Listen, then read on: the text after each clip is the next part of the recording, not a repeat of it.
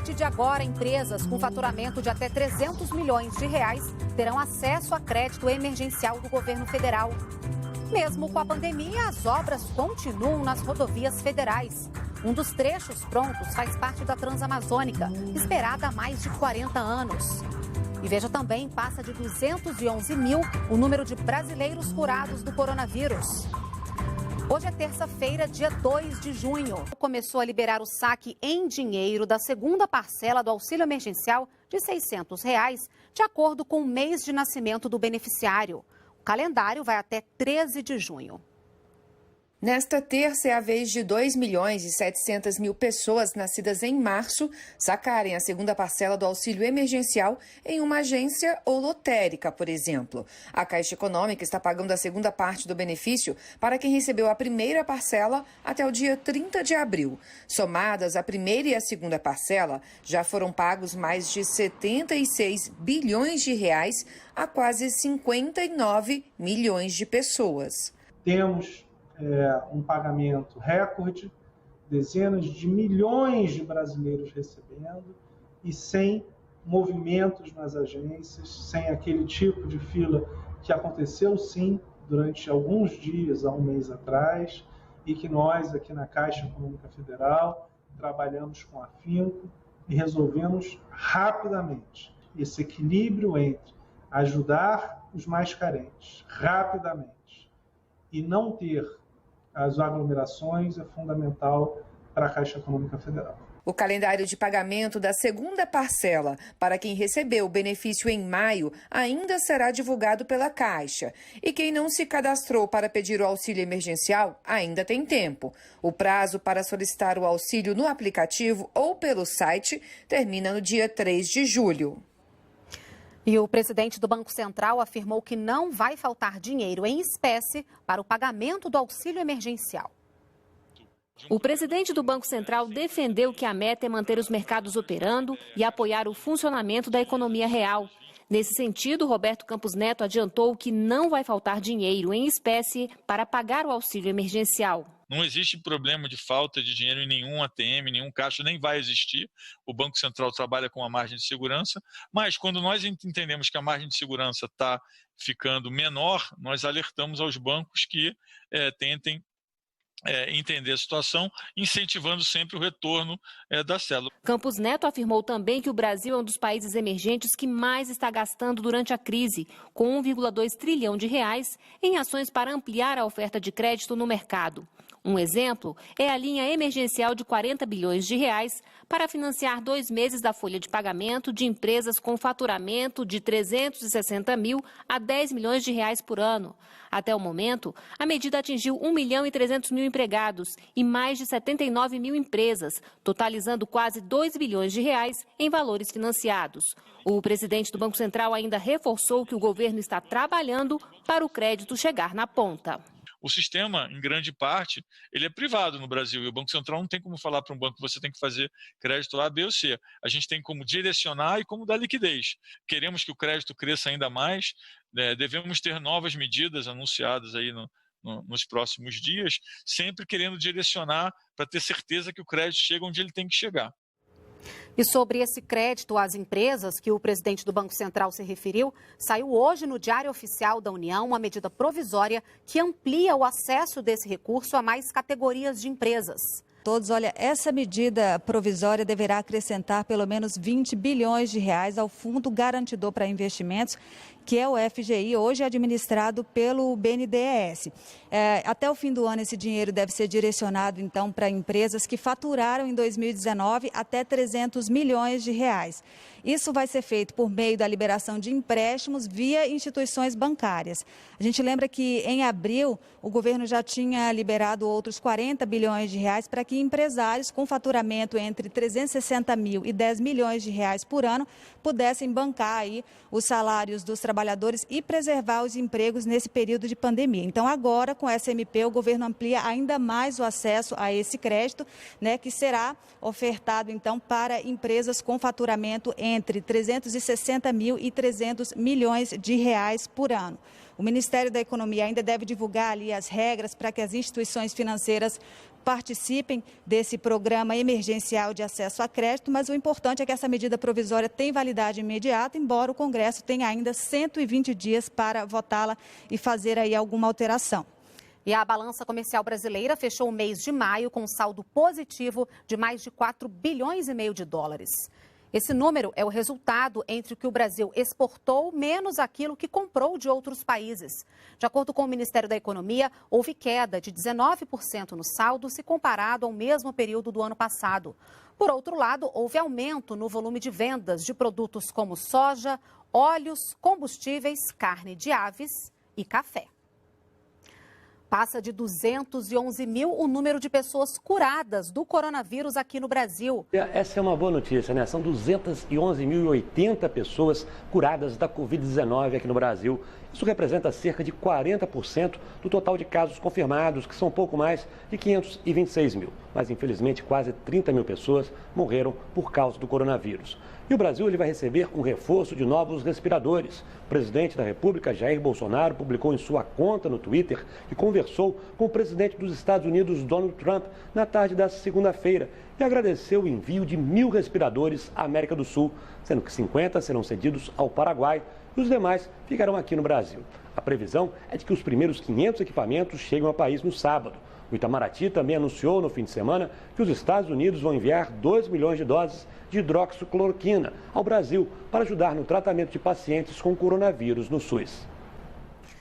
A troca de conhecimento tem sido fundamental para enfrentar o coronavírus. Profissionais de saúde do Brasil e de países como China, Itália, Israel e Estados Unidos vêm discutindo os desafios e os possíveis rumos da doença.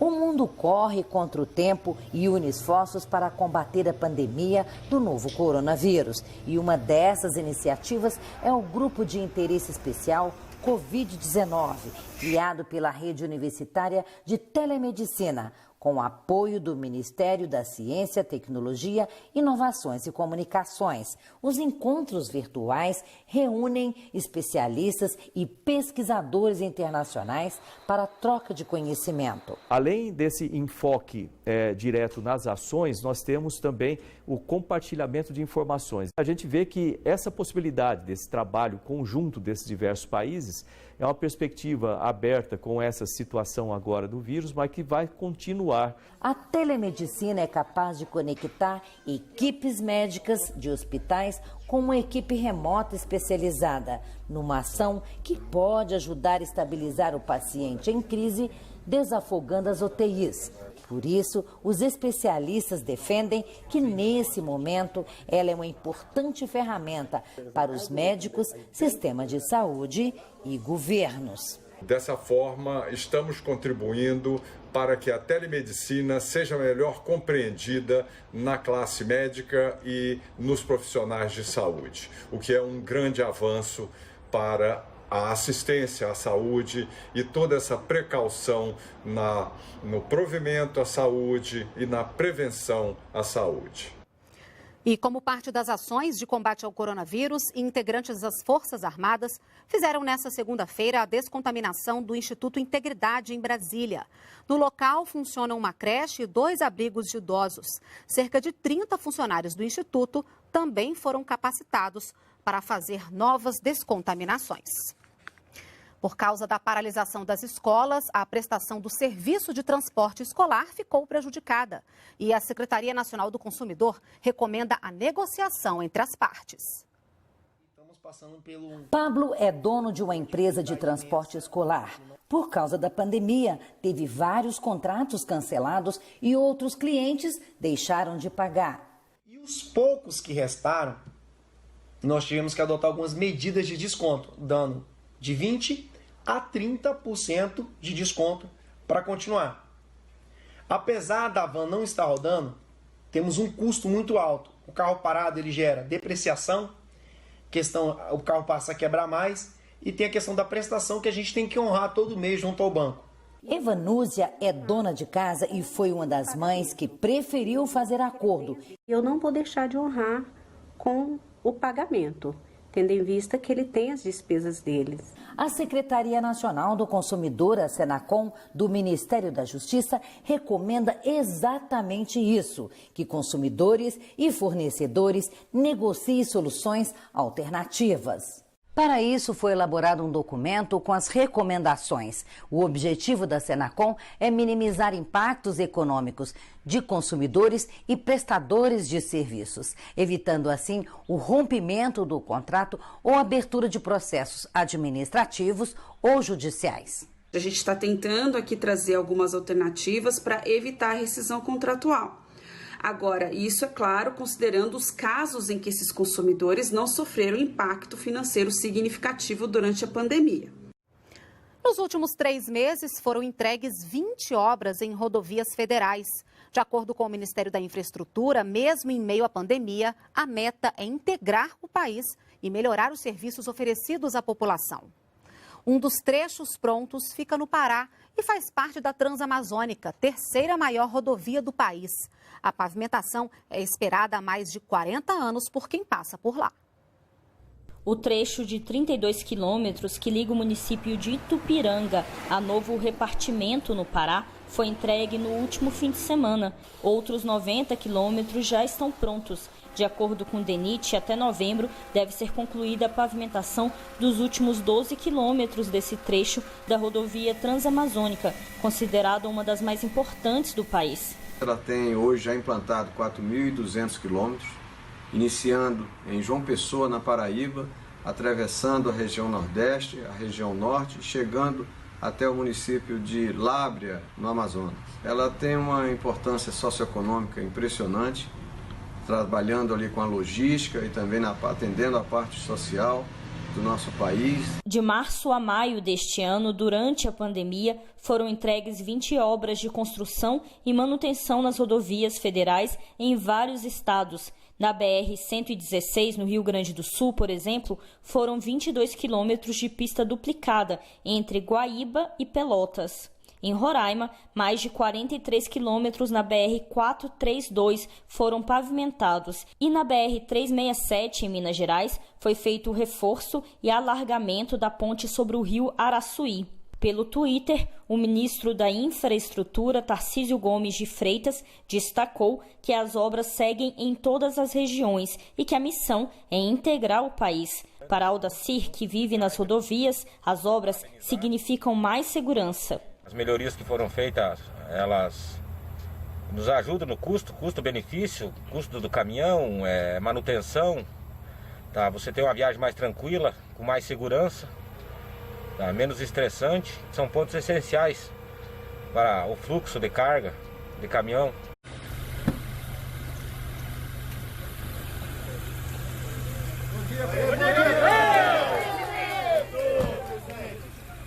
Presidente, Deus o abençoe, mantenha a fibra, mantenha a garra, que apesar de todos os inimigos e distorções, o senhor vai prosperar. Eu vim de Campo Grande, Mato Grosso do Sul, aqui de carro, torrei no sol, para lhe apoiar e lhe agradecer, porque apesar de todas essas inconstâncias e inimigos que o país tem enfrentado, o senhor tem ouvido a população.